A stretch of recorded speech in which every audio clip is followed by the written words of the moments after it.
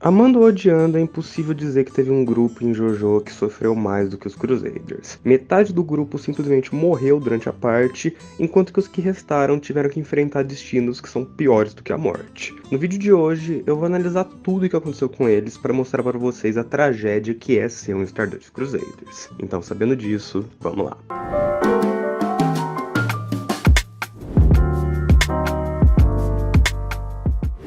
Vamos começar com os que morreram. Primeiro nós temos o Muhammad Avdol. Pouco é dito sobre o Avdol, além de que ele nasceu por volta de 1960, fazendo ele ter por volta de 20 anos durante os eventos da parte 3. Mais recentemente foi lançado um spin-off chamado Ig the Stray Dog, que conta o passado do Avdol com mais detalhes. Apesar de não ser canônico, eu vou trazer as informações sobre o Avdol aqui porque elas são bem interessantes, certo? Segundo esse spin-off, o Avdol nasceu no Cairo e viveu sua infância nas favelas da cidade. O seu pai era um soldado que morreu salvando a vida de outros soldados durante a Guerra dos 6 Dias, que, para quem não sabe, foi um conflito entre Israel e vários países árabes em 1967, e a sua mãe praticava astrologia nas ruas do Cairo e acabou falecendo tentando salvar a vida de uma garotinha durante um tiroteio em massa causado por uma milícia palestina. O Avdol ficou órfão de ambos bem novo e teve que sobreviver nas favelas utilizando seu talento de adivinhação que foi herdado da sua mãe, principalmente no que se diz respeito ao tarô. Apesar de viver uma vida difícil,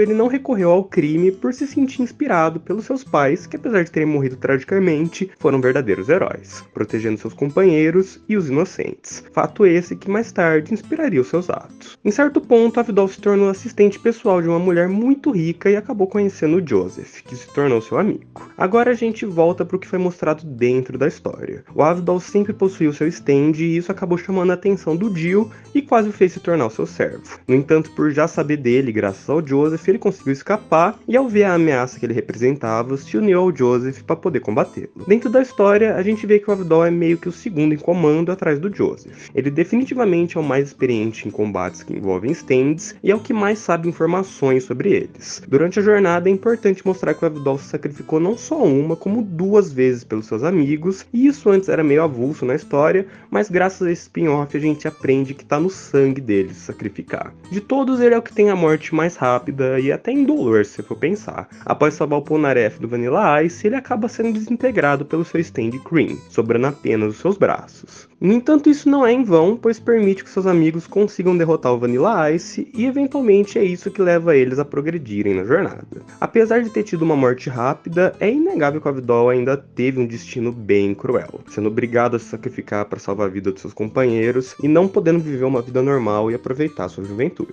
E depois nós temos o Iggy, que bom, não tem muito o que falar sobre ele era um cachorro que foi tirado da rua por ter um stand e foi colocado em diversas situações de vida ou morte. Ele até chegou a perder a perna em uma luta e acabou tendo que se aliar aos Crusaders meio que na marra, mas durante a jornada ele acabou se afeiçoando com eles e até se sacrifica para poder salvar a vida do Polnareff. Ele tem uma morte bem feia pro Vanilla Ice, que espanca ele sem dó, e aí ele acaba usando as últimas forças para salvar o seu amigo. É bem triste e tudo mais, mas nem perto do que vem a seguir. Então nós temos a última morte que acontece em Stardust Crusaders, que é a do Kakyoin. Quando criança ele tinha dificuldades em fazer amigos, graças ao fato de ninguém poder ver o seu stand Hierophant Green. Os professores até disseram para a mãe dele que as outras crianças não tinham nada contra ele, mas que ele próprio se recusava a ter amigos. Isso pode parecer uma coisa estranha ou sem sentido, mas a gente tem que lembrar que no momento em que o Jotaro despertou o Star Platinum, ele se trancou na cadeia para não machucar as pessoas ao seu redor. O Kakyoin teve que lidar com isso desde criança.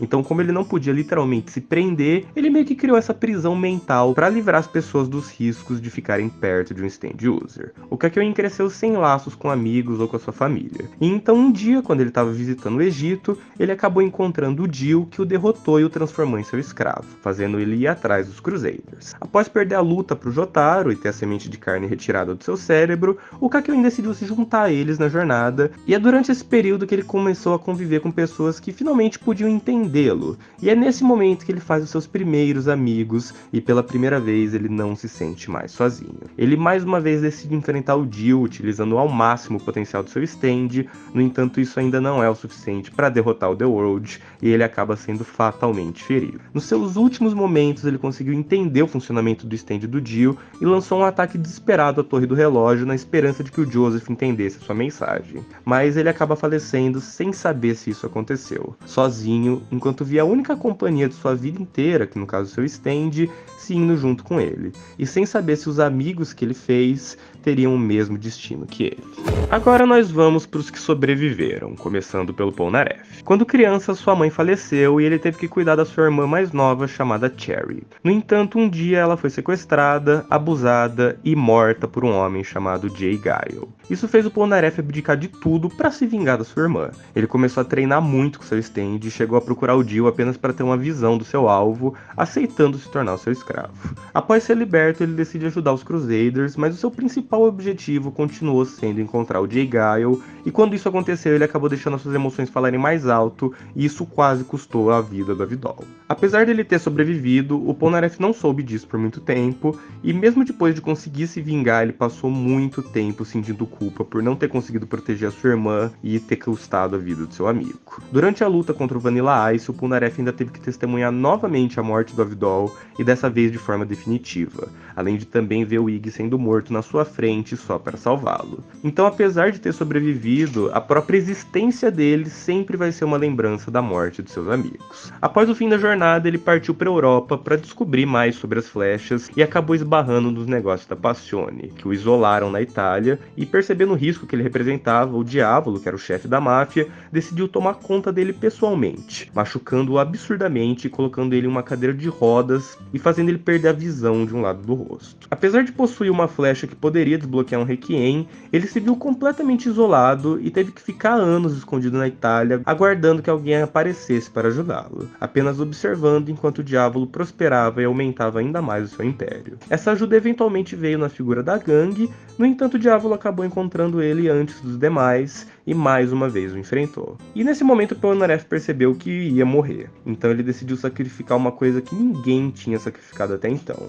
o seu stand, transformando ele em um Requiem. No entanto, como ele estava morrendo, o stand se tornou automático e ele perdeu o controle dele. Um stand é literalmente o reflexo do seu espírito, então sacrificar um stand é como sacrificar sua alma. O Polnareff teve que ver um pedaço de si mesmo, um companheiro que ele teve por toda a sua vida, ir embora, e não é à toa que, se você perceber, durante a transformação do Silver Chariot em um Requiem, ele começa a simbolicamente chorar. E isso é um detalhe espetacular. E também é importante lembrar que nos momentos finais que ele estava morrendo, ele ficou pensando sobre os Crusaders, mostrando que ele nunca conseguiu superar ele. No entanto, a libertação do seu stand acabou fazendo com que ele pudesse separar a alma do seu corpo morto e se alojar dentro do Cocodium. Após a derrota do Diavolo, ele se tornou o segundo em comando na Passione, e isso é até que uma coisa boa. Mas para ter conseguido tudo isso, ele teve que ver os seus amigos morrerem, ver o seu corpo morrer e ver o seu stand morrer. Ele basicamente é apenas uma essência agora e continua a existir apenas para ajudar o Diorno a fazer o mundo um lugar melhor.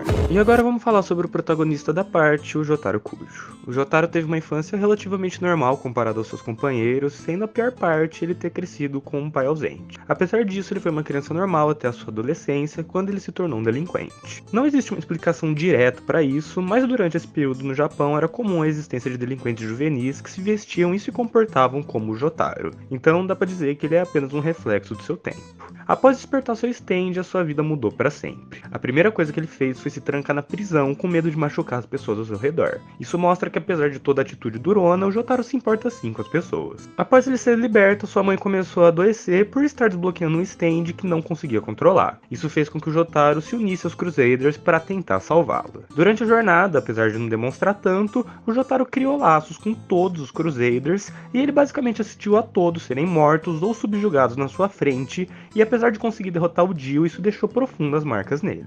Após os eventos da parte 3, o Jotaro passou a estudar biologia marinha e até conseguiu se tornar um PhD.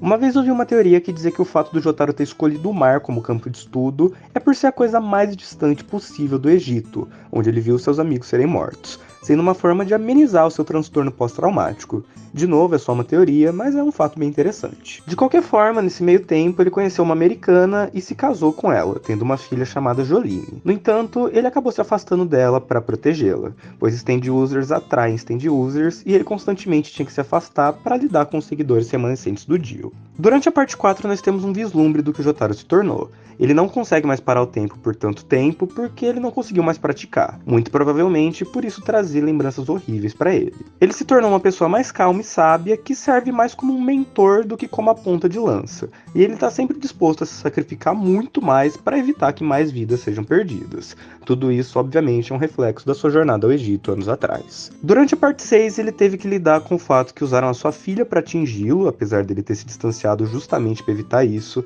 teve que ver um dos seguidores do Dio praticamente concretizar os seus planos, e ainda teve que escolher entre salvar sua filha ou o universo. Por escolher salvar sua filha, ele acabou sendo morto, e apesar do novo universo ter uma versão sua que não precisou se afastar da sua filha e pôde ser feliz, essa versão do Jotaro que nós conhecemos morreu sozinho no oceano, pensando sobre todos os seus erros. E por fim nós temos Joseph Joestar, o único real sobrevivente dos Crusaders. O que é irônico, já que ele era de longe o mais velho. Não tem muito o que falar sobre o passado do Joseph que já não tenha sido mostrado 1000 vezes. Ele cresceu sem os pais, perdeu seu melhor amigo e salvou o mundo da destruição lutando literalmente contra deuses. Em Stardust Crusaders, no entanto, ele já tá mais velho e serve mais como um guia do que como um combatente, visto que a maioria dos seus rivais eram muito mais poderosos. No entanto, isso não impediu ele de ser o navegador dos Crusaders e de ajudar diversas vezes. Ele, ao longo da viagem, criou um vínculo com todos e teve que ver metade morrendo. Ele provavelmente nunca mais soube do Polnareff após ele desaparecer na Itália e deve ter assumido que ele morreu também. Durante a parte 4, nós temos um vislumbre do que aconteceu com o Joseph. Ele se tornou um idoso senil que mal consegue se locomover e que busca se reconectar com o filho que ele nunca criou. Apesar de não conseguir fazer isso, ele passa a criar a Shizuka e vê nela uma esperança de se redimir. É difícil ver um personagem que já foi o protagonista do mangá, que já lutou contra as forças mais poderosas do mal e que já salvou o mundo, sendo reduzido a apenas um velhinho frágil que mal sabe o que está acontecendo. Então, mesmo ele sendo o que viveu por mais tempo, já que o Araki diz que ele tá vivo em Stone Ocean, ele teve que ver os efeitos dos seus 91 anos recaírem sobre si e ainda ver os seus companheiros morrerem ou desaparecerem. O que eu tento mostrar nesse vídeo é que os Crusaders, apesar de serem o grupo menos desenvolvido de todas as partes, é provavelmente um dos mais trágicos, com diversos personagens tendo mortes horríveis e os sobreviventes tendo que enfrentar uma vida pior ainda. E isso é um fato que torna as partes seguintes mais interessantes, pois nós podemos ver os nossos heróis quebrando ao longo dos anos, e isso torna eles bem mais realistas. E bom, esse foi o vídeo de hoje, fazia tempo que eu não postava nada, né? Então aproveitem. O Pix do canal vai estar aqui nos comentários, e se você quiser dar um like e compartilhar, ajuda bastante o canal. Mas no mais é isso, um forte abraço e até a próxima.